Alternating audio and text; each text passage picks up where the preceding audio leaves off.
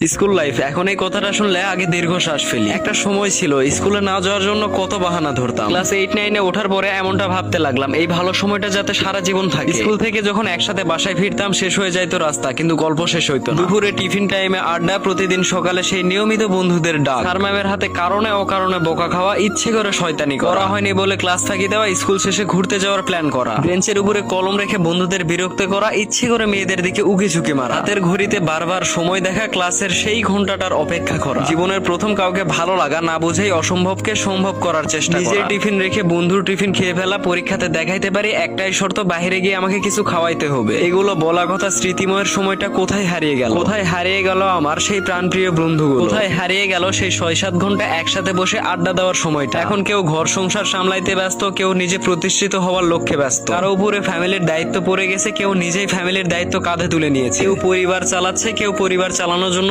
Struggle করতেছে। সময়ের পরিবর্তনে সবাই দূর দূরান্ত স্থানে অবস্থান করতেছে, কিন্তু এমন একটা সময় ছিল যেদিন 1 দিন 2 দিনের বেশি আমরা দেখা না করে থাকতাম না। দিনের মধ্যে আমাদের 7-8